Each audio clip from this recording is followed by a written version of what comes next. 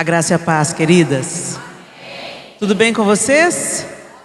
E aos homens presentes também, né? Eu falei, queridas, aos homens, Deus abençoe vocês. Vocês estão aí dando todo o suporte. E o meu querido marido que está me liderando. Gente, é muito bom estar com vocês aqui, graças a Deus, porque a poderosa mão do Senhor nos reuniu. E sempre que Ele nos reúne, quando a gente vê uma mulher na Bíblia, quando você está lendo a Bíblia e uma mulher entra em cena, pode parar que vai acontecer alguma coisa. Pode ficar atento que vai acontecer alguma coisa. E a gente sabe que o Senhor tem nos reunido nesses dias, não apenas para nós estarmos juntas em comunhão, mas para nós aprendermos dele. Porque a mulher, ela é uma influência. Ela é uma voz de influência, seja para o bem, seja para o mal. E não pense você que existe em cima do muro. Não existe em cima do muro. Se você não é poderosamente usada nas mãos de Deus, o diabo não desperdiça a mão de obra.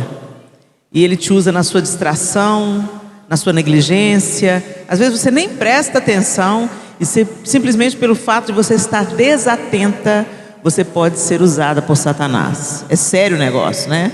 Então a gente tem notado o movimento nos últimos 20 anos de uma forma mais evidente. Obrigada, queridas. A gente tem percebido claramente esse movimento de mulheres, como as mulheres têm se juntado, como as mulheres têm buscado congressos para mulheres, treinamentos para mulheres, ensinos, curso. E a gente sabe que tudo que recebemos não é simplesmente para preencher espaço, para preencher o nosso vazio, mas para encher e transbordar, nos encher e transbordar, seja na nossa casa, seja no nosso trabalho, seja na comunidade de fé que nós frequentamos. E nós sabemos que importa ser uma mulher segundo o coração de Deus. Não é isso que está escrito lá em letras miúdas? Mulher segundo o coração de Deus. E sempre quando a gente pensa numa mulher segundo o coração de Deus, imediatamente nos ocorre a mulher de Provérbios 31. É ou não é? Quando você olha, algumas mulheres acham ela muito irritante, né? Ah lá, a perfeitinha. Nunca que a gente vai conseguir ser como essa mulher, não é assim? Mas na verdade, gente, nós não vamos conseguir pelo nosso próprio esforço mesmo, não. Mas Cristo em vós, a esperança da glória. Quando o Senhor em nós se expande, se dilata, ocupa todos os espaços do nosso coração, das nossas intenções, dos nossos pensamentos, é impossível nós continuarmos do jeito que nós estamos, continuarmos sermos as mulheres que somos. Ele entra, Ele transforma, Ele nos vivifica e Ele nos faz transbordar. E a gente podia ter uma série de mulheres aqui que nos serviriam de modelo como mulheres segundo o coração de Deus. É fácil a gente pensar, por exemplo, em Débora, a juíza em Israel. Débora era uma mulher casada com Lapidote, mas Deus escolhe Débora para liderar o povo de Israel num tempo de opressão. E Deus levanta Débora como mãe da nação de Israel, e ela julgava as causas de Israel. Vale lembrar que naquele tempo Israel não tinha um rei, então os juízes governavam na terra. Então Débora foi levantada por Deus como juíza sobre Israel. A gente pode se lembrar também de uma contemporânea de Débora, Jael, que foi usada por Deus para destruir o comandante do exército inimigo de Israel. Císera era um homem sanguinário e queria destruir o exército de Israel, e ele tinha influência, ele tinha poder, ele tinha muitos carros de ferro e ele podia vencer, mas a primeira batalha ele perdeu e veio se abrigar na tenda de Jael. E Jael ousadamente, corajosamente atravessa uma estaca de madeira na fronte do inimigo. A gente pode se lembrar da rainha Esther, orando, jejuando, para que ela se tornasse um instrumento para a libertação do seu povo do extermínio. E eu podia estar aqui citando Maria, escolhida por Deus para carregar seu filho no ventre. Se por uma mulher entrou o pecado, se por Eva entrou o pecado, por uma mulher entrou o Salvador. E essa jovenzinha, que pelos estudiosos devia ter em torno de 16 anos de idade, uma adolescente, ela aceita o desafio de se tornar a mãe do Salvador.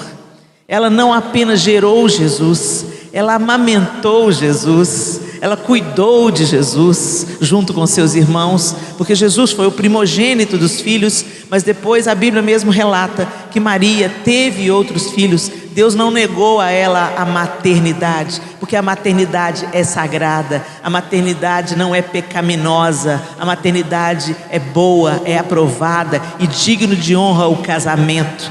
Então, José não pôde tocar Maria enquanto ela estava grávida de Jesus, mas depois a Bíblia diz que ela conheceu e Jesus teve irmãos e irmãs. Olha que coisa linda, né?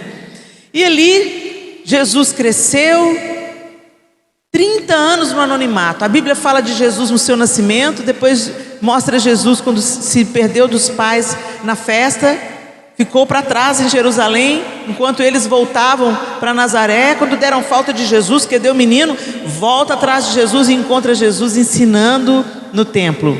E depois Jesus só aparece para ser batizado e depois tentado. O que ele passou sendo esses 30 anos?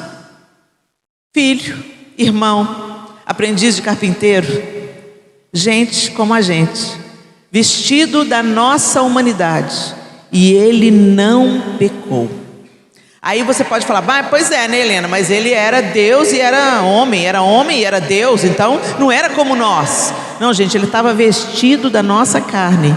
E a Bíblia diz que em tudo Jesus foi tentado, mas ele não cedeu à tentação, ele não pecou. Isso mostra para mim e para você que se Jesus venceu, e o mesmo Espírito que ressuscitou Jesus dentre os mortos habita a gente, então nós também temos capacidade de vencer. Ele mesmo nos disse: no mundo vocês terão aflições. E às vezes a gente pensa que aflições são só as dores, os acidentes, as doenças. Não, essas também são aflições. Mas o pecado, ele causa dano, ele também nos aflige, ele também traz dores, ele também torna os nossos dias difíceis. E ele falou: mas tem de bom ânimo, eu venci o mundo. E ele venceu o mundo como homem. Então eu queria chamar a sua atenção não apenas para essas mulheres da Bíblia, que foram mulheres segundo o coração de Deus, as quais eu citei pouquíssimas aqui, porque se a gente começar a entrar nelas, gente, a gente vai falar de tantas mulheres maravilhosas que a Bíblia nos apresenta. Mas eu quero apresentar para vocês o prumo de todas elas. Jesus é o prumo, é o nosso prumo. Mas Helena, Jesus não tinha nascido na época de Débora, na época de Jael, mas o Senhor estava, e onde o Senhor está, Cristo já estava, antes da fundação do mundo. Vocês se lembram? Pai, Filho e Espírito Santo já estavam juntos. Façamos o homem, façamos no plural, Pai, Filho e Espírito Santo já estavam juntos desde a fundação do mundo. Jesus é a encarnação do Verbo, é Deus feito homem, mas ele já estava. E é tão lindo quando a gente olha, por exemplo, para Abigail. Não sei se você se lembra a história de Abigail. Abigail era uma mulher casada com um homem tosco, um homem mau, um homem perverso, um homem irreconciliável. E aí ele teve uma pendenga com Davi, quando Davi ainda fugia de Saul, e ele não honrou Davi como ele devia ter honrado. Davi se enfureceu contra ele e falou: que o Senhor me castigue se até hoje eu deixar um homem vivo da família de Nabal, que era o marido de Abigail. Quando Abigail ficou sabendo que Davi estava vindo contra a sua casa para destruir, para matar todos os homens de sua casa, ela se antecipa, vai se encontrar com Davi, e ela se prostra diante de Davi, e ela fala: minha seja culpa pelo erro do meu marido. E ali ela tem uma conversa com Davi, e ela desvia o furor de Davi, e Davi fala com ela: olha, bendito seja Deus que mandou você até mim, para que eu não destruísse a sua casa. Eu vejo em Abigail uma representação do próprio Cristo, porque a culpa era nossa, a tolice era nossa, A obstinação era nossa, o pecado era nosso, mas Jesus se colocou entre nós e Deus Pai e falou: minha seja a culpa, minha seja a culpa, e desviou de nós a ira de Deus. Então, quando eu olho para essas mulheres, a gente vê claramente Deus nelas, Deus movendo essas mulheres. Eu queria que você abrisse a sua Bíblia comigo em Efésios, no capítulo 4. E nessa carta aos Efésios, a igreja em Éfeso, o apóstolo Paulo dá conselho importantíssimo para a igreja do Senhor que se reunia em Éfeso, para aqueles que haviam sido alcançados pelo Evangelho de Jesus Cristo. E eu tenho certeza que o apóstolo Paulo não fazia ideia de que quando ele estava escrevendo as cartas aos Efésios, aos Romanos, aos Coríntios, que essas cartas iam estar moderando a nossa vida hoje, no século 21, aqui em Novo Horizonte. Olha que Deus abundante, que Deus maravilhoso, porque o Evangelho não muda, gente. O homem muda, o mundo muda, mas a palavra do Senhor é verdadeira e imutável, e ela nos conduz à vida. Em Efésios, no capítulo 4, a partir do verso 17, o apóstolo Paulo está dando orientações muito sérias à igreja em Éfeso, e ele está nos dando essas mesmas orientações aqui, mulheres do século 21, em Novo Horizonte. A partir do verso 17, o texto diz assim: assim eu lhes digo com a autoridade do Senhor, não vivam mais como os gentios, levados por pensamentos vazios e inúteis. A mente deles está mergulhada na escuridão, andam sem rumo, alienados da vida que Deus dá, pois são ignorantes e endureceram o coração para Ele. Tornaram-se insensíveis, vivem em função dos prazeres sensuais e praticam avidamente toda espécie de impureza. Mas não foi isso que vocês aprenderam de Cristo.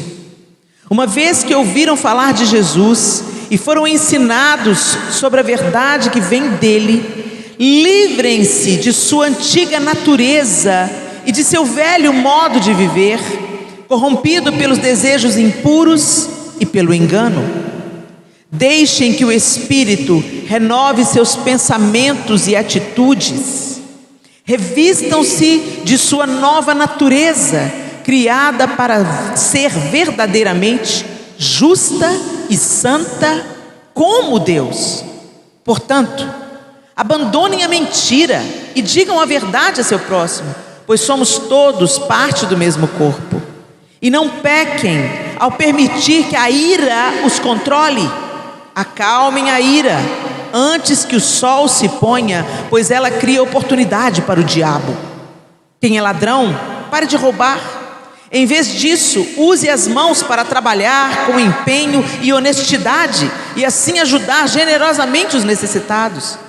Evitem o linguajar sujo e insultante. Que todas as suas palavras sejam boas e úteis, a fim de dar ânimo àqueles que as ouvirem. Não entristeçam o Espírito Santo de Deus, o selo que Ele colocou sobre vocês para o dia em que nos resgatará para a sua propriedade. Livrem-se de toda amargura, raiva, ira, das palavras ásperas e da calúnia e de todo tipo de maldade. Em vez disso, sejam bondosos e tenham compaixão uns dos outros, perdoando-se como Deus os perdoou em Cristo. Uau! Olha essa orientação, gente. Se nós queremos ser mulheres segundo o coração de Deus, temos que ser imitadoras de Cristo, seguirmos os ensinamentos de Cristo, vivermos a vida perseguindo as pegadas de Cristo, negando os nossos próprios desejos, negando a nós mesmas e seguindo o ensinamento de Cristo. Será que é isso que a gente está vivendo, gente? Frequentar uma comunidade de fé não te faz cristã. Você pode até se autodenominar cristã. Ah, eu sou cristã, eu sou evangélica. Gente, qualquer um pode se dar títulos, mas a sua vida diz isso. Ser cristão é ser imitador de Cristo, é ser semelhante a Cristo. Será que quando o pessoal que mora com a gente debaixo do mesmo teto olha para a gente, eles veem Jesus na gente? É o importante a gente pensar sobre isso, porque a gente ser crente na igreja, ser crente no trabalho, ser crente onde a gente põe a nossa máscara social, é fácil. Quem sabe se eu sou crente? Quem sabe se eu nasci de novo? E se eu estou sendo formada à semelhança de Cristo, dia após dia, pela obra do Espírito Santo em mim, é quem mora debaixo do mesmo teto que eu. Então, se a gente quer ser uma mulher segundo o coração de Deus, isso começa em casa. Porque se não é em casa, gente, é só verniz. E verniz é fácil da gente passar. Eu me lembro que eu já frequentava a igreja há muitos anos. Eu vim para a igreja com 11 anos de idade pela conversão dos meus pais, que estavam a ponto de se divorciar. Jesus entrou na minha casa, fez uma reviravolta no casamento dos meus pais, curou os meus pais, e eu comecei a frequentar a igreja com 11 anos de idade. Aos 14 anos de idade, no acampamento da igreja de carnaval, eu tive um encontro pessoal com Jesus. Eu entendi que eu precisava de salvação. Eu entendi que o fato do meu pai e da minha mãe frequentarem a igreja, ter tido uma experiência com Jesus, não me colocava para dentro do céu, porque Deus não tem neto, Deus tem filhos, e que eu precisava de nascer de novo.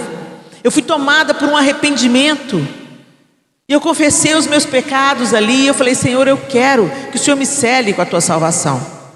Mas eu costumo dizer que eu coloquei Deus no banco de trás da minha vida, e eu continuei guiando o carro, tomando a minha própria direção, fazendo a minha própria vontade, vivendo os meus próprios prazeres e chamando Deus para abençoar, sabe? Oh Deus, vem, abençoa aqui, Senhor, põe a sua mão aqui, abençoa aqui. Mas eu não pedia a Deus para dirigir o carro, eu dirigia, e eu queria que Deus me abençoasse na minha direção. E eu andei assim dentro da igreja muitos anos, pensando que estava tudo bem. Por quê? Porque eu cantava no coral, eu fazia evangelismo no cemitério de finados, eu ia para o culto na praça, que usava muito nos anos 80, nos anos 90, eu ia nos impactos evangelísticos, eu estava boa.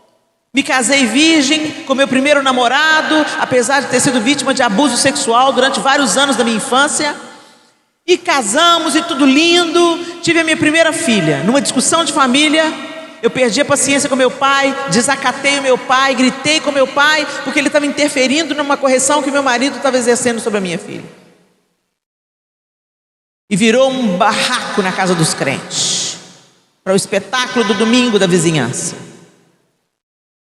E aí a minha mãe entrou na minha frente, eu estava furiosa. Minha mãe entrou na minha frente e falou assim: Leninha, você não nasceu de novo. Era melhor ela ter me dado um tapa na cara, porque doeu. Como não nasci de novo? Você fica furioso quando a verdade, né? Quando a verdade te alcança, dói. Carapuça é um negócio, gente, que só dói quando serve direitinho. E aí eu comecei a ficar irritada com a minha mãe, mas aquela frase não saía da minha cabeça. Eu peguei a Clara, peguei o João, fomos embora de casa, acabou o almoço de domingo, mas a semana inteira aquela frase reverberava na minha cabeça: você não nasceu de novo. É como se o Espírito Santo tivesse acendido o interruptor do quartinho escuro do meu coração. Eu era a mesma pessoa. Eu era invejosa, competitiva, mentirosa, cobiçosa, insatisfeita com tudo que eu tinha, irada. Mas eu tinha caprichado no verniz. A gente usa a roupa adequada, adota o crentez fluente. Sangue de Jesus tem poder, misericórdia, está amarrado, olha o manto. E a gente começa a falar o crentez fluente, a saia fica no comprimento certo, você tem uma aparência de justiça. Quem olha pensa: é crente, olha, crente mesmo, aleluia. Você fala: paz do Senhor, você anda com a Bíblia debaixo do braço, Aleluia. Todo mundo olha para você e fala: é crente. Vai lá dentro de casa para ver. Vai lá dentro de casa para ver. Eu acho bonito o jeito que termina o Provérbios 31, né? Provérbios 31 fala de todas as qualidades lá da mulher virtuosa, mas no final, seu marido a louva, dizendo: muitas mulheres procedem graciosamente, mas tu a todas sobrepujas. Seus filhos a louvam. A chancela final da mulher segundo o coração de Deus é a sua própria casa, porque lá você é quem você é. Se você é desmazelada na sua casa, você é desmazelada. Se você é boca dura na sua casa, você é boca dura. Se você é invejosa no meio da sua família, no meio dos seus amigos, você é invejosa, é o que você é. Lá a gente tira a máscara social. Lá os nossos queridos veem como nós reagimos na hora que a gente está irado, como é que a gente procede, o que a gente fala na hora que a gente está doente, como a gente reage na hora que a gente é injustiçado. E gente, não é bonito o que a gente vê dentro de casa, não. E embora seja extremamente desconfortável, é maravilhoso, porque nos dá um raio-x que a gente não quer ver, mas que é necessário para a nossa mudança. É necessário para a gente começar a deixar Deus, sabe, chamar Deus para a vida no lar. Deus, entra na minha casa. Deus, transforma aqui o que o Senhor tem que transformar. Eu quero ser uma esposa segundo o seu coração. Eu quero ser uma irmã segundo o seu coração. Eu quero ser uma filha, Senhor, segundo o seu coração. Eu quero ser uma mãe segundo o seu coração. Então a gente vai ser perfeito. Gente, a Bíblia diz que nós seremos perfeitas quando nós o virmos face a face. Então finalmente seremos como Ele é. Mas até lá a gente está num crescimento. É dia após dia. É de fé em fé, de glória em glória, até ser dia perfeito.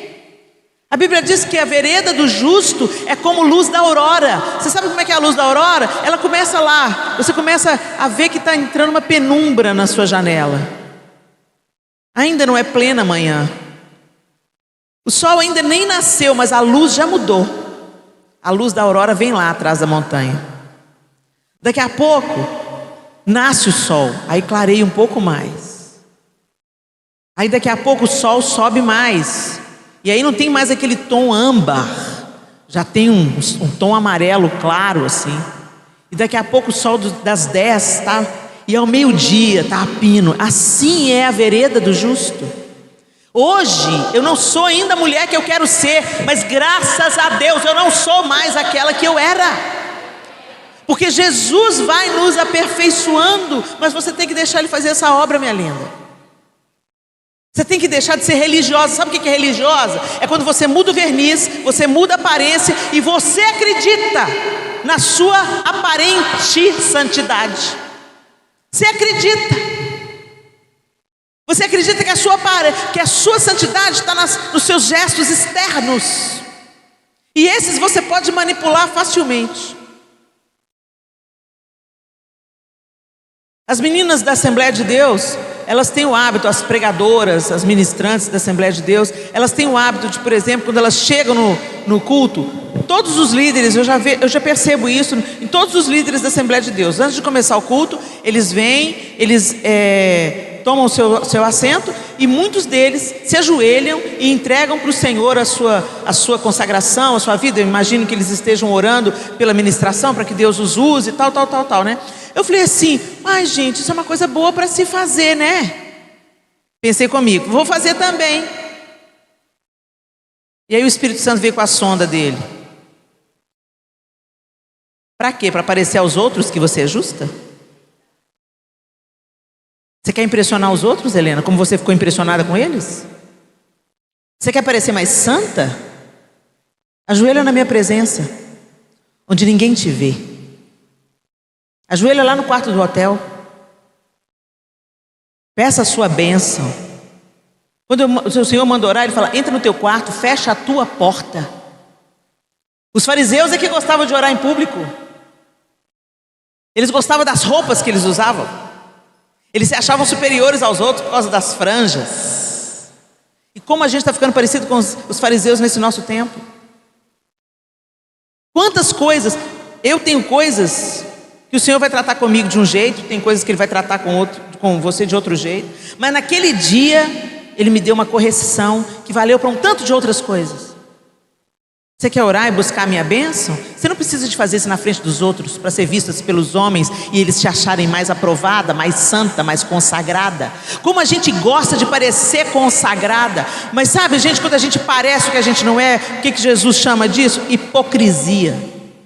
E a única vez que eu vi Jesus sendo ríspido é com gente hipócrita. Ele sentava com a galera do mal.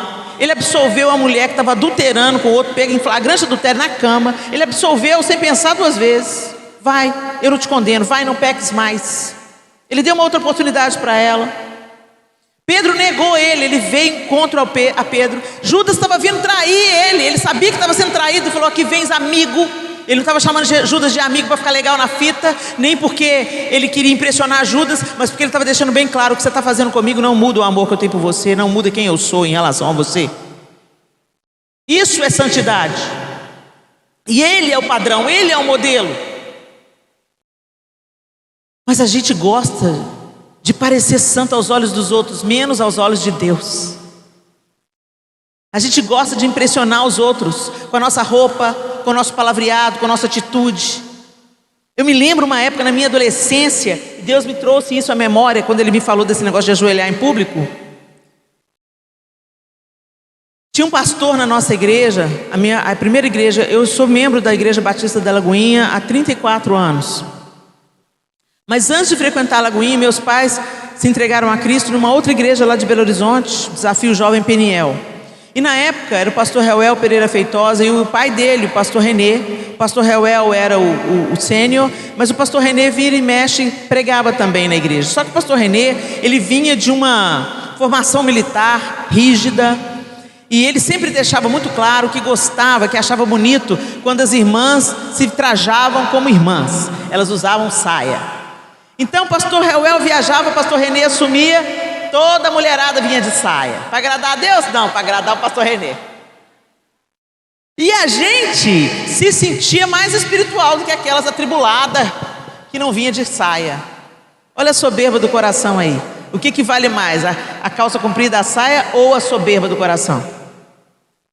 A gente é visual e a gente acha que pecado é só aquilo que a gente vê. Então é muito fácil a gente mudar o verniz imediatamente. Mas o apóstolo Paulo está indo no cerne da questão quando ele trata com os Efésios aqui, está tratando com a gente hoje. Não vivam mais como os gentios, levados por pensamentos vazios e inúteis. Quantos pensamentos vazios tomam a nossa mente? Inúteis. A gente fala que não tem tempo de ler a Bíblia. Tempo a gente tem, só não é prioridade. Porque para aquilo que é prioridade, a gente arruma tempo. Aquilo que realmente é importante, a gente arruma. E se a gente vive um relacionamento com Deus em Jesus Cristo, sem diálogo? Porque a oração é a parte que eu falo com Deus, e a parte que Deus fala comigo. É pela leitura da palavra, não é pelo profeta. Deus pode usar o profeta? Pode. Mas a profecia, tudo que Ele tem a nos dizer, está na Bíblia. Mas eu fico boba todas as vezes que eu faço uma pesquisa nas igrejas e pergunto: quantos aqui já leram a Bíblia toda? E 10% da plateia, e olhe lá, levanta a mão.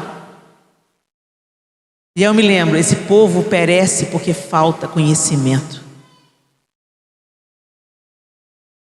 Quando a gente lê a Bíblia, gente, não tem como a gente ficar indiferente ao trabalho do Espírito Santo no nosso coração.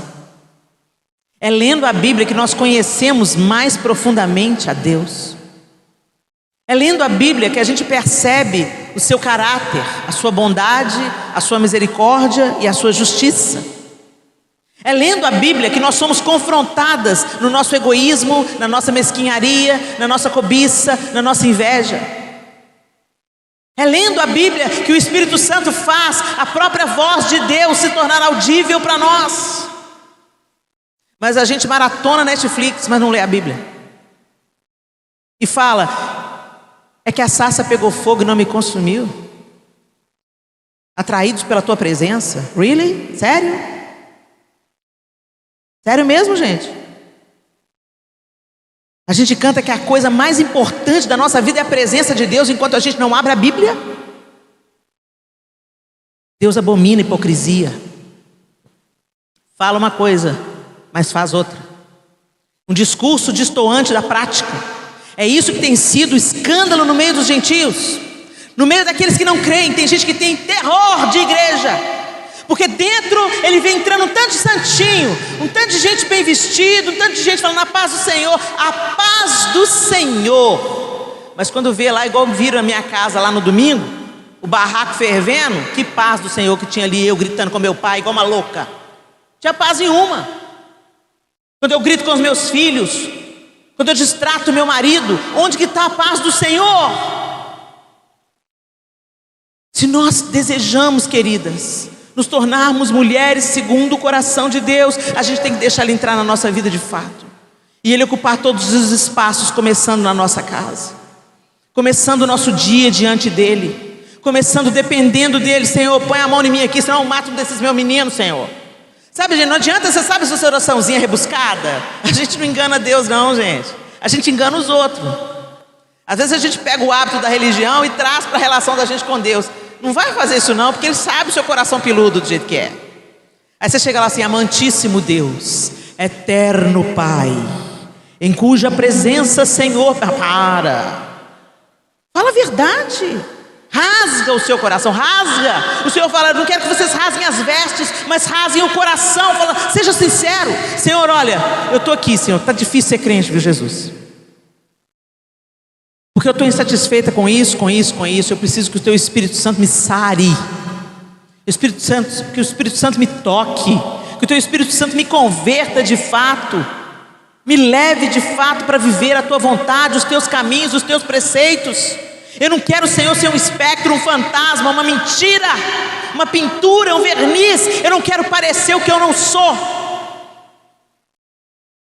Gente, é muito dura aquela passagem da Bíblia que Deus manda Samuel ir ungir um novo rei sobre Israel, porque Saul havia sido reprovado por Deus. Então ele fala, vai até Belém, vai na casa de Jessé, porque eu vou ungir um novo rei sobre Israel. E Samuel vai, Samuel profeta de Deus. E quando Samuel entra na casa de Jessé, manda chamar os seus filhos. E aí vem o primogênito, Eliabe. Quando Eliabe entra na sala, o profeta de Deus põe os olhos em Eliabe e fala, eis aí o ungido do Senhor. Ele olhou para a aparência de Eliabe, e certamente ele deve ter feito um comparativo. Ele olhou para Eliabe e falou assim, ó, esse aí banca Saul, hein? Altão, fortão, preparado para a guerra, esse tem porte de rei. Se impressionou com a aparência. E aí Deus falou com Samuel, Samuel, não atente para a aparência, porque eu olho o coração, e eu tenho rejeitado o coração de Eliabe. E a gente não entende, coitado do Eliabe. Puxa, que injustiça. O que será que Eliabe aprontou para ser reprovado por Deus? Aí vem Eliabe, Abinadab, Samar, ninguém passa no crivo de Deus. O esquecido, não tem mais nenhum? Tem. O menino que cuida das ovelhas, manda buscar. E aí Deus fala para Samuel, foi esse aí que eu escolhi. Esse pequeno aí, ruivo, de gentil aspecto, que não faz mal para uma mosca, aparentemente. É esse aí que eu vou usar, é esse que eu vou levantar. É esse que vai ser o antecessor do Messias. É esse aí, que ninguém dá nada por ele. Você já conheceu uma pessoa que você não dá nada por ela? Aí a gente vai logo beijar o pé de quem é famoso, né? No reino de Deus não é assim não, gente. No reino de Deus a gente vai ter cada surpresa.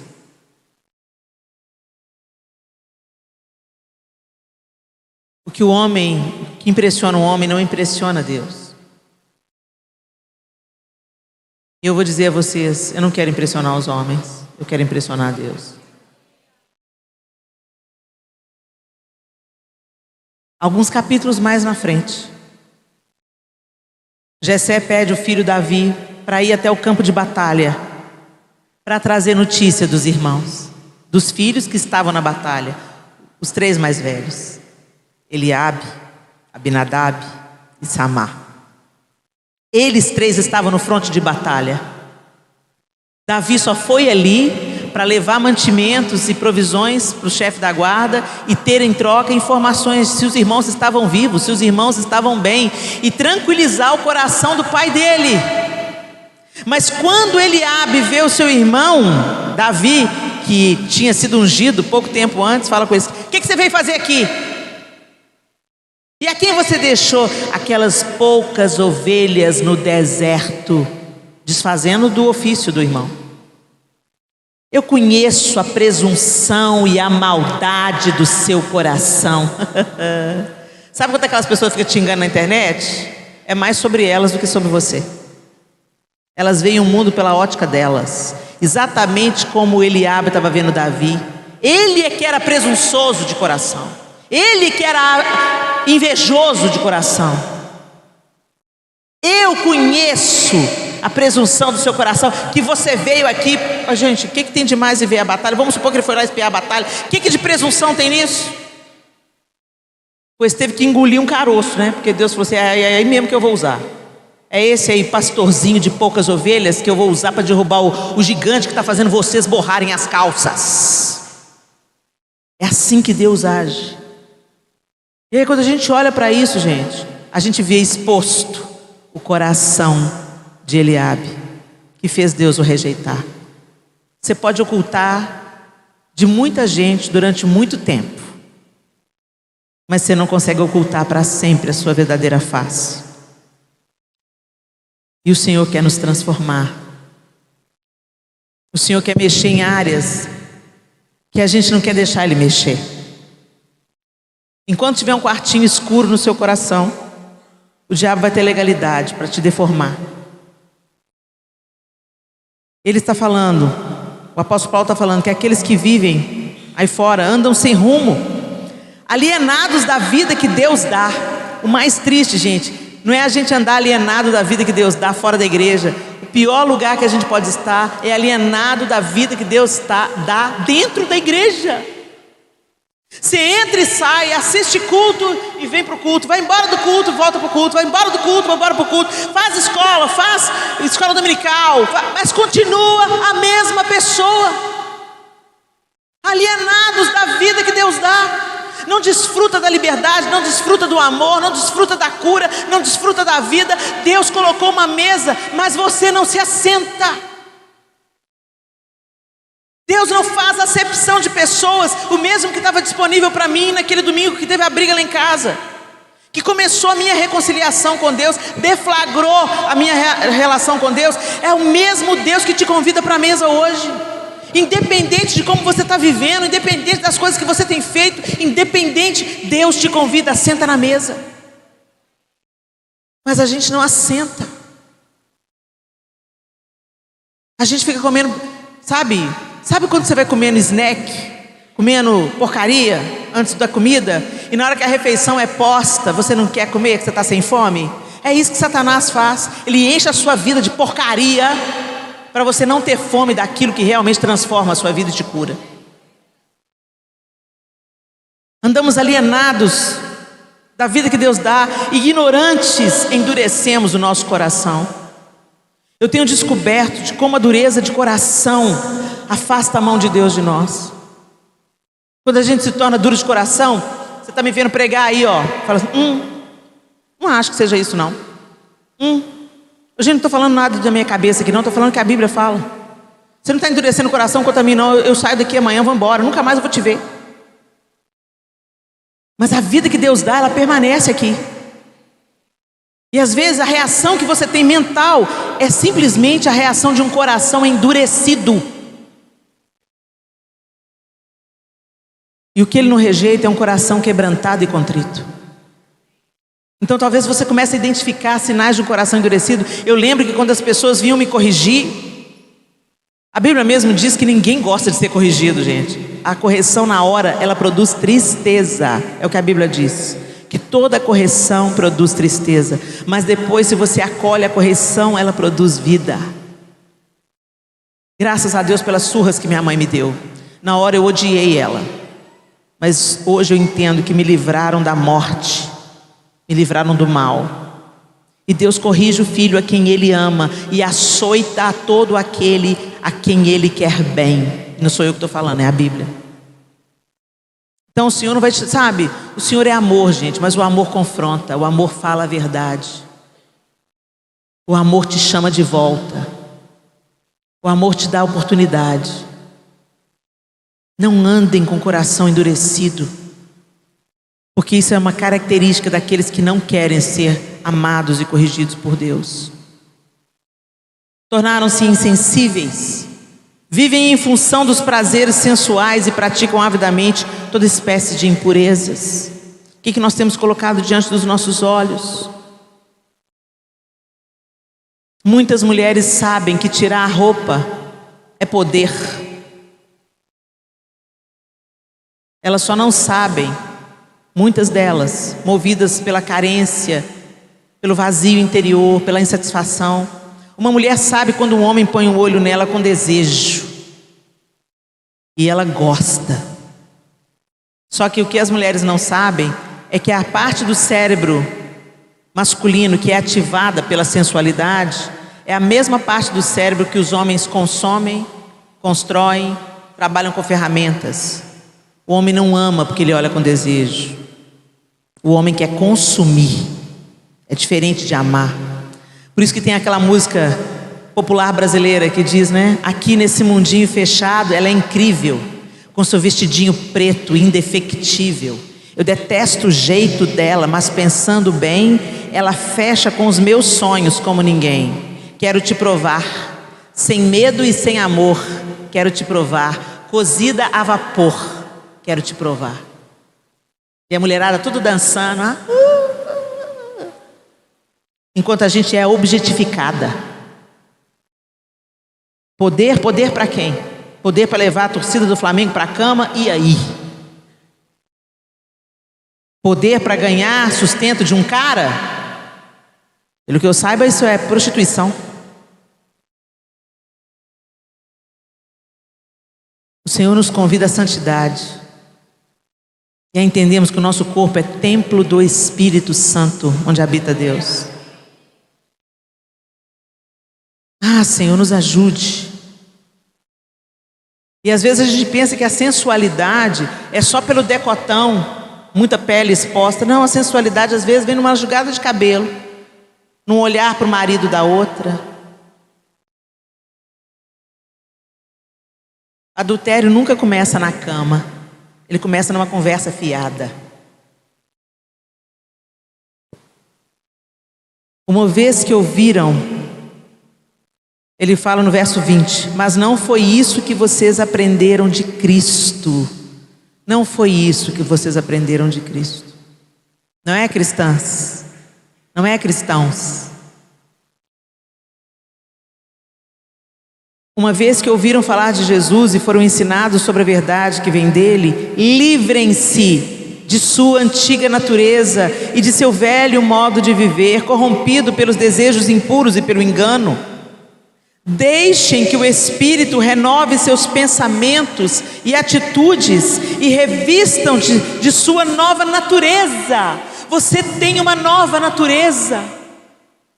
Você não é mais escrava da sua vontade, mas escrava dos seus desejos, dos seus prazeres, da procrastinação, do erro, do engano. Você é nova criatura. E o Espírito Santo com o qual você foi selada para o dia da redenção, ele te capacita a viver uma vida diferente. Então para de dar desculpa. Não consigo não, Helena. Isso é um jeito muito elevado de viver. Não, isso aí é para os santarrões. Seja crente você por mim, Helena. Você me inspira tanto lá no YouTube. Seja crente você. Seja crente, pastora Débora. Seja crente você, porque você me inspira tanto. Você é uma mulher de Deus. Seja crente você. Porque quando a pastora Débora subir, você vai ficar só olhando. É um chamado a cada uma de nós. Sermos mulheres segundo o coração de Deus, para sermos luz e sal nessa terra tão carente de mães, de irmãs, de filhas, de esposas, cheias do Espírito de Deus. O Espírito de Deus habita em você, só que você colocou um tanto de entulho em cima dele. Sua carnalidade, sua vontade, sua arrogância, sua presunção, suas dores, suas culpas, seus medos, tudo isso entulho. Você tem medo, intimidada?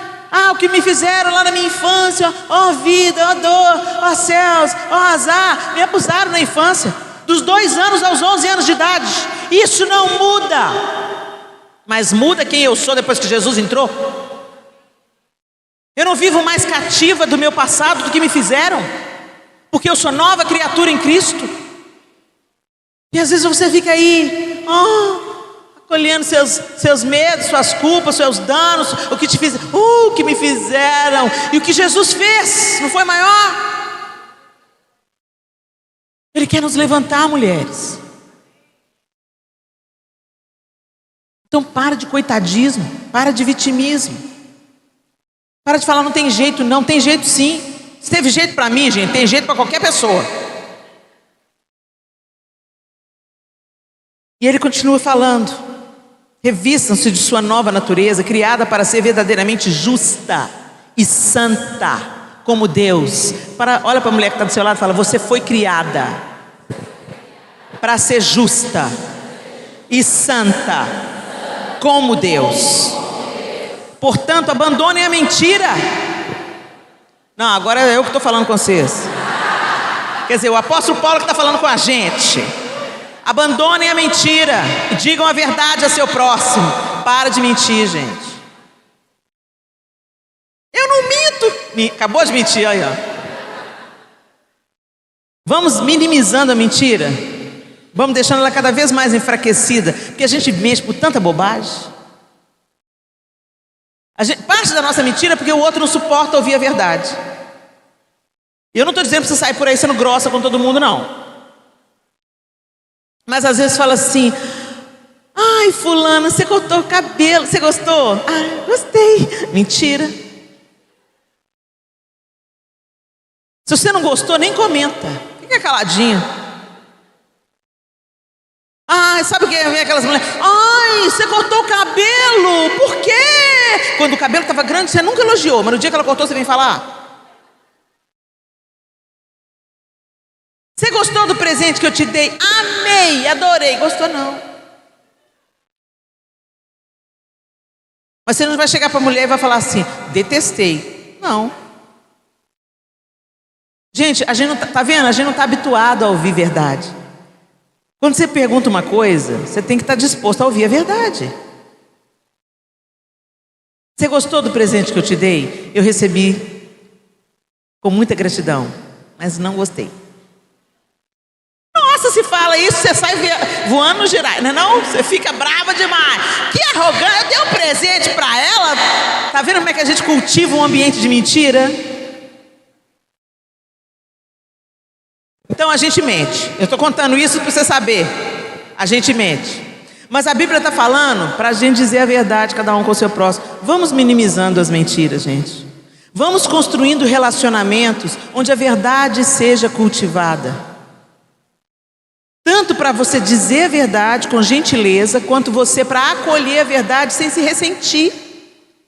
No meio dos santos devia ser assim, mas não é.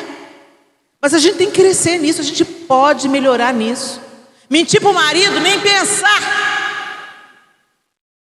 Tem até quando você comprar roupa em tal loja, põe na sacola de supermercado. Gente, se você mente para o homem que você escolheu para dividir a vida, para quem mais você não vai mentir? Para de roubar o dinheiro dele na carteira. Mas o que é dele é meu. Tudo bem, vocês estão compartilhando as mesmas coisas, mas avisa, meu bem, estou pegando R$ 50 aqui na sua carteira, tá? Porque se tiver algum destino para aquele dinheiro, ele vai falar, não pega não, que eu tenho que pagar fulano. Ah, é? Então tá bom. Mas entrem em acordo. A gente se suja, gente, por pouco. A gente se compromete com o diabo por pouquinho. Nem por muito, nem por pouco, gente. Vivam de acordo com aquilo que vocês receberam. Abandone a mentira, digam a verdade. Pois somos todos parte do mesmo corpo. Se eu estou mentindo para minha irmã, estou mentindo para mim mesma. Se eu estou mentindo para o meu marido, eu estou mentindo para mim mesma. E não pequem ao permitir que a ira os controle. Gente, ficar bravo a gente pode ficar. Jesus ficou bravo. Você só não pode deixar a ira mandar em você. Sabe aquela história?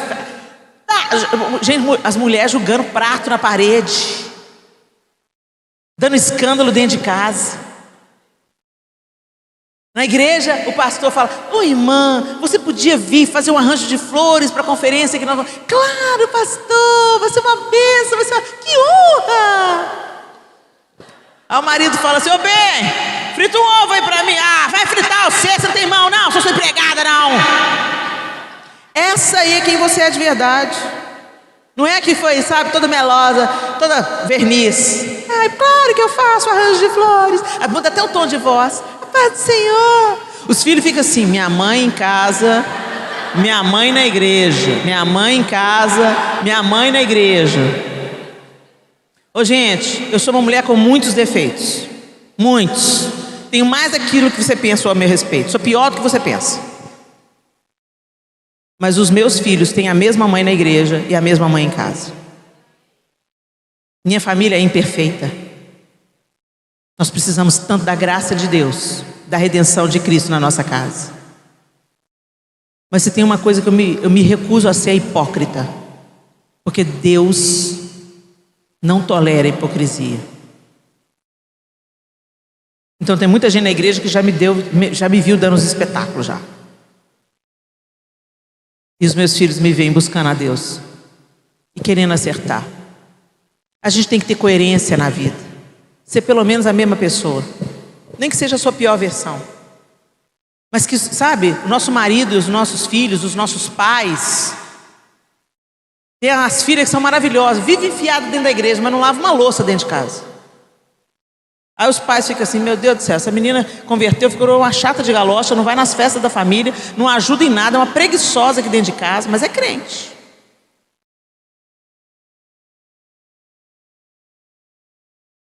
Que o Senhor nos ajude. Ele fala também, acalmem a ira, antes que o sol se ponha. Ou seja, você fica bravo?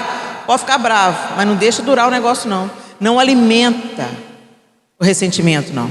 Controla antes que o sol se ponha, pois ela cria oportunidade para o diabo. Começa com uma raiva, vira ressentimento. Apodrece o seu coração, apodrece os seus relacionamentos. Em vez disso, quem é ladrão, pare de roubar. Olha aí, mulher do assalto da carteira do marido. Não, mas isso não é roubo não. É. Quando você pega aquele livro emprestado e não devolve, é roubo. Quando você pediu uma roupa emprestada e estragou a roupa, não pagou pelo dano, é roubo. Você se apropriou de algo de outra pessoa, tomou para si, usou indevidamente, não devolveu, ou se devolveu, devolveu estragado. Quando você não é fiel nos seus dízimos, é roubo.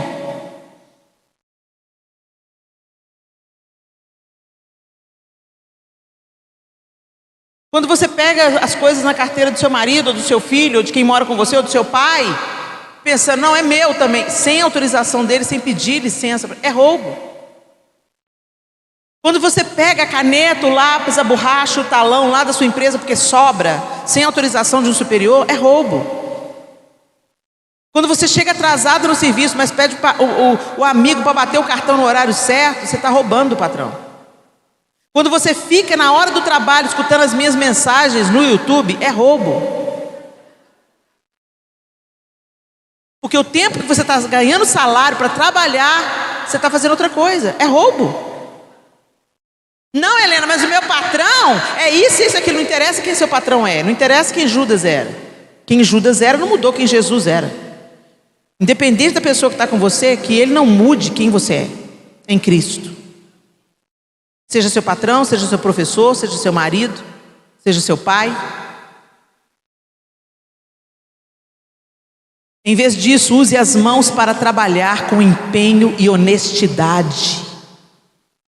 Se a gente era bom funcionário, boa dona de casa, quando a gente não cria no Senhor, agora que cremos no Senhor, que a excelência nos persiga, que tudo que a gente faz, sabe, gente, o crente deveria ser aquele que quando ele sai, os patrão ficam chorando, fica falando, puxa vida, fulano foi embora. Ele era um funcionário exemplar, pontual, conversava pouco, cumpria o seu, ele fazia sempre mais do que eu pedia para ele, mas é o contrário. Tem lugares que a gente vai fazer, é crente? Não, não emprega o crente não. Que tristeza. Ser evangélico? Não, não emprega o evangélico não. Evangélico não dá trabalho demais. Evangélico não gosta de trabalhar, evangélico é preguiçoso. Misericórdia. Ajuda no Senhor.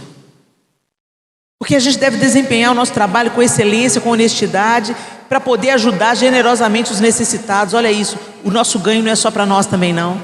O que a gente ganha é para transbordar na vida de outros. O nosso ganho é para a gente se envolver com a obra social. O nosso ganho é para a gente suprir as nossas necessidades e transbordar na vida de outros que têm necessidades também. É não sermos egoístas na maneira de que nós distribuímos os bens que recebemos da parte de Deus. Sabe o seu carro? Ele não é só para você, sua casa não é só para você. Pode servir ao reino de Deus o seu carro, pode servir ao reino de Deus a sua casa, a sua roupa. Mas você falou aí agora, Helena, que o povo não me... Então dá a roupa. Em vez de emprestar, dá de presente. Vamos exercitar a generosidade. São características de Cristo e características de mulheres segundo o coração de Deus. Evitem o linguajar sujo e insultante. Quanta mulher com a boca suja, meu Deus. Olha, gente, sem machismo, quando eu vejo o palavrão na boca de um homem, é horrível, é horrível. Mas na boca de uma mulher é degradante. É degradante. Porque a mulher, ela deveria ser a portadora da gentileza, da amabilidade, da doçura. Até quando ela fala de uma maneira mais forte, quando ela lidera, ela pode ser extremamente empática, generosa, gentil. Isso é poder. Docilidade é poder. Às vezes você chega num ambiente azedo, a menina está comendo marimbondo lá no caixa do supermercado, aí você vê o nome dela, Maria Aparecida. Bom dia, Maria Aparecida, obrigada por estar me ajudando aqui com essas compras, viu? Que Deus abençoe o seu dia. Você muda o dia dela. Às vezes você trata bem uma pessoa que todo mundo vem ali, sabe? Insultar, xingar, reclamar. Você vem e planta uma palavra de bênção. Seja intencional. Vai para o supermercado, leva um versículo. Deixa com a caixa. Como é que é o seu nome? Joana. Oi, Joana. Eu sou Helena. Obrigado por você me atendeu aqui. Queria deixar uma palavra do Senhor. Tem esse versículo para você aí. Deixa Deus falar com você. Deus abençoe o seu dia. Você pode mudar a atmosfera. Você pode dissuadir uma pessoa de suicídio. É para isso que nós fomos chamadas, gente. É para isso que Deus criou a mulher, para ela ser solução de problemas, para ela ser ajudadora idônea, para ela ser socorro. A mesma palavra que define Deus em Gênesis, define Deus no Salmo, que diz auxílio bem presente na hora da angústia. É a mesma palavra no original que define Deus e define a mulher. Que você seja auxílio bem presente na hora da angústia. Evitem o linguajar sujo e insultante, que todas as suas palavras sejam boas e úteis, a fim de dar ânimo àqueles que a ouvirem. Você gera vida com suas palavras e morte também. Palavras, gente, têm um poder que a gente desconhece. Se a gente conhecesse, a gente pensaria melhor antes de falar. Será que você pode se lembrar de uma palavra que te matou? Uma palavra dita pela sua mãe, pelo seu pai, pelo seu patrão, por um professor.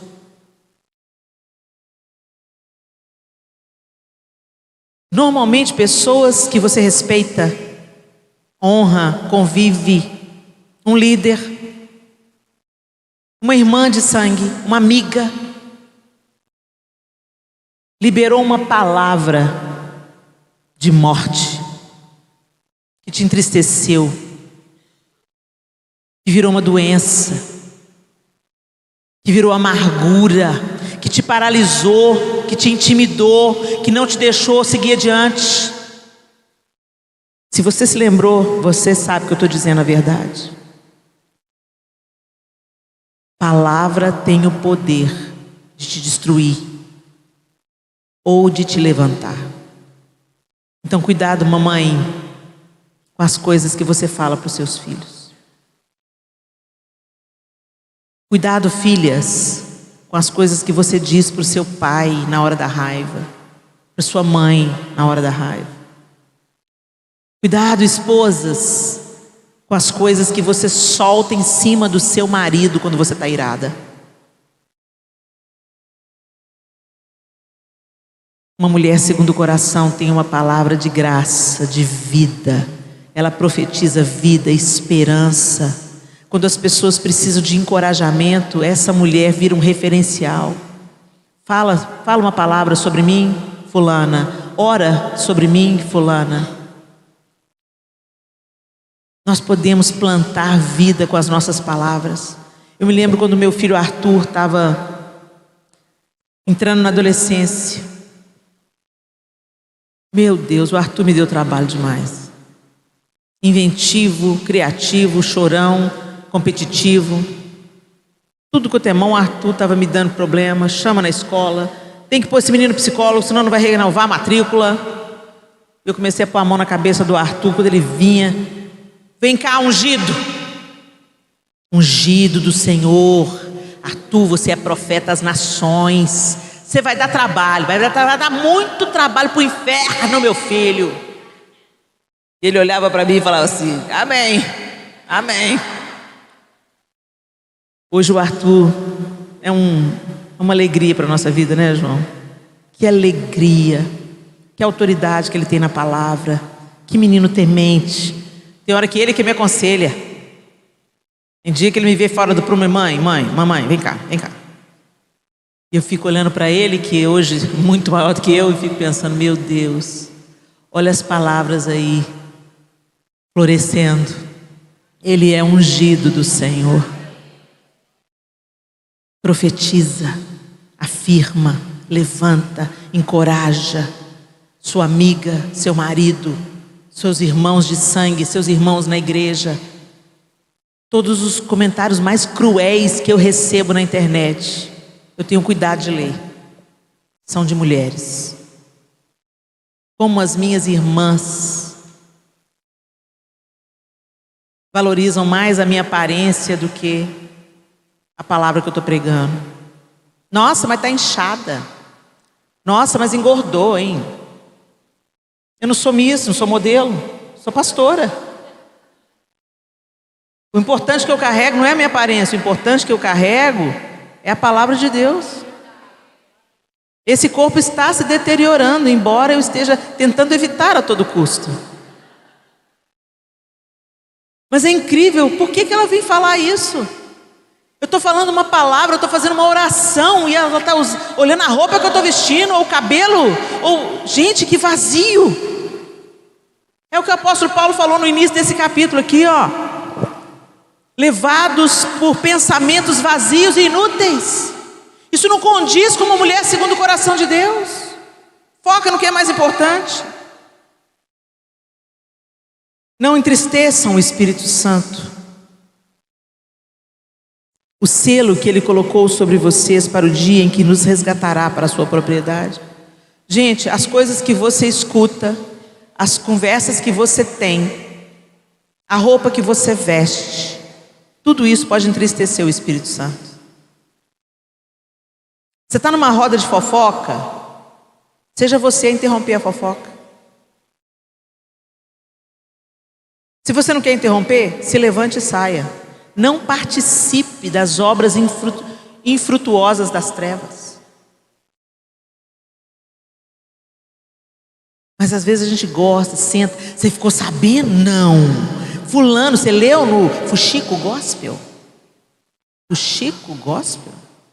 Essas duas palavras não coexistem, gente. Fuxico é fofoca, gospel é evangelho em inglês. Fofoca evangélica? Tem fofoca evangélica, gente?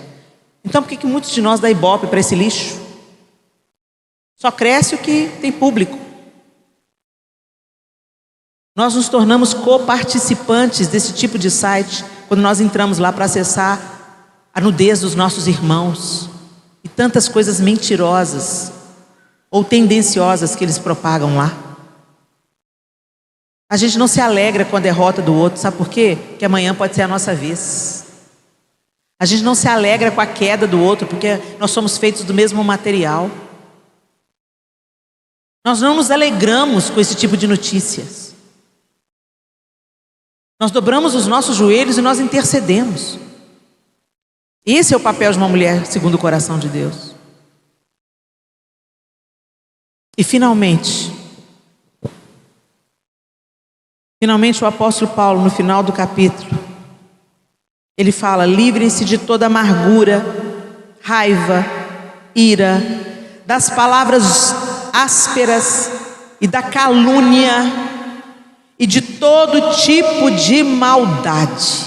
Livrem-se. Agora não tem mais parte com vocês, não é mais da sua vida. A conversa que a gente tem agora é aquela conversa que edifica, aquela conversa que faz transbordar. Você não propaga, não passa adiante a fofoca, não passa adiante a maldade, não passa adiante a perversão. Você não cria mentiras, calúnias. Em vez disso, sejam bondosos e tenham compaixão uns dos outros, perdoando-se como Deus os perdoou em Cristo. Uma mulher segundo o coração de Deus tem um coração perdoador. Gente, nem sempre é fácil perdoar. Principalmente quando nós fomos feridas intimamente, traídas, enganadas, negligenciadas, abusadas. Dói fundo.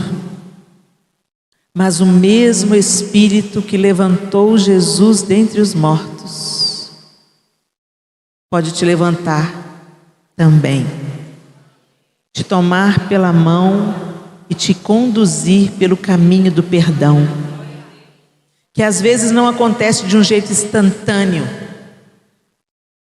mas é uma jornada a ser percorrida e a gente tem que dar o primeiro passo, decidindo perdoar, insistindo em perdoar e dizendo: Deus, por mim mesmo eu não consigo não, mas o Espírito do Senhor que habita em mim conhece o caminho do perdão, me faz andar por ele. Eu compartilhei com vocês aqui que eu fui molestada sexualmente durante toda a minha infância.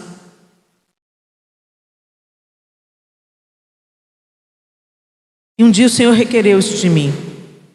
E a gente pensa que a indiferença é perdão. Você esquece que aquela pessoa, você mata aquela pessoa na sua psique, você pensa: não existe mais, eu não quero mais pensar disso, não quero mais lembrar disso, passou, acabou. Você pensa que essa indiferença é perdão, não é. E Deus trouxe à tona. Eu falei: Deus, como é que eu vou perdoar isso? Eu sou a vítima.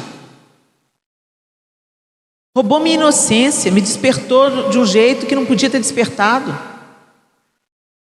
Comprometeu o início do meu casamento, que eu não conseguia me entregar para o meu marido por causa das memórias que eu tinha. Ah, não vai dar não, Senhor. Porque para Deus não haverá impossíveis. Porque para Deus não haverá impossíveis em todas as suas palavras. Coloco os meus olhos em ti, quando as circunstâncias parecem mentir, tentando roubar minha fé, tentando me desanimar, me fazer desistir. Mas eu sei que a visão se cumprirá, não falhará. Pode o tempo passar, mas o que Deus falou, Ele fará. Meus olhos estão em ti, Senhor,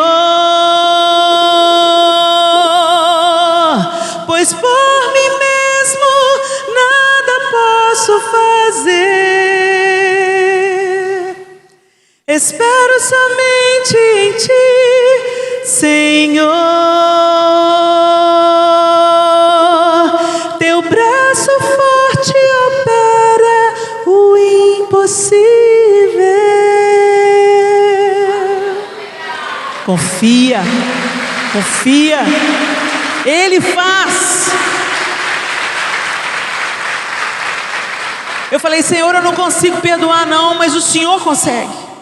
Então me ensina, me toma pela mão e me faz percorrer o caminho do perdão que eu preciso percorrer, Senhor.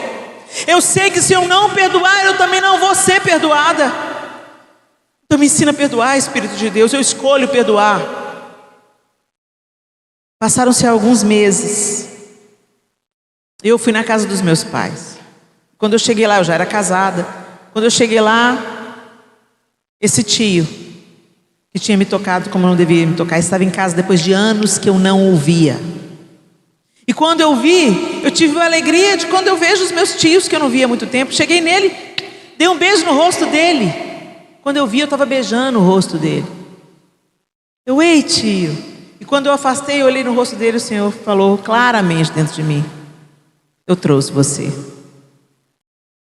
Não tinha mais dor, não tinha mais peso, não foi instantâneo, foi um caminho percorrido. Mas o que nós não conseguimos, mas a gente se abre para o Espírito Santo fazer, Ele faz o infinitamente mais. Ele faz. E a partir daquele dia eu fiquei livre. Parei de carregar aquele saco de lixo enorme que eu carreguei toda a minha infância, adolescência, início da juventude. Deixei os sacos de lixo aos pés do Senhor. E esse meu tio nasceu de novo. Não há nada que o sangue de Jesus não possa lavar. Nada. Ele é poderoso. Feche os seus olhos. Ser uma mulher segundo o coração de Deus é ser semelhante a Cristo. É agir como Ele agiria, pensar como Ele pensaria, fazer o que Ele faria. E em Cristo claramente a gente vê todas essas qualidades que o apóstolo Paulo listou aqui para nós reunidas. Perdoador, compassivo, misericordioso, generoso, amoroso. O caminho, a verdade e a vida.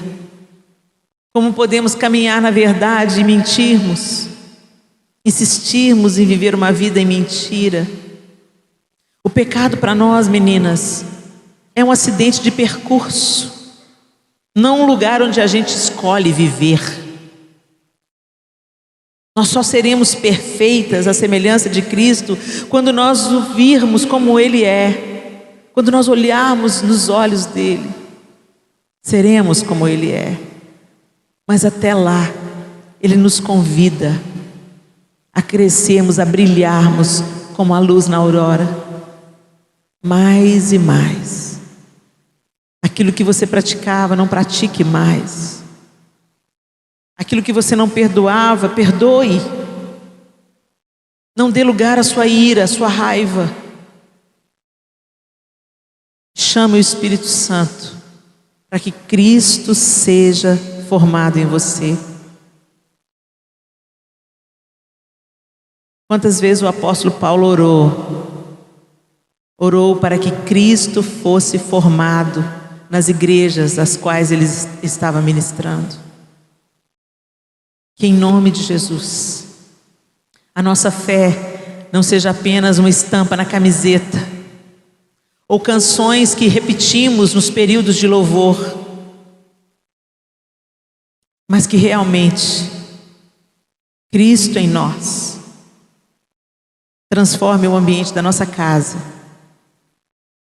da nossa família, invada a casa dos vizinhos, da rua, e reflita na nossa comunidade de fé, onde nós nos reunimos. Senhor, nós te louvamos nessa noite. Ah, Senhor, como nós precisamos de Ti.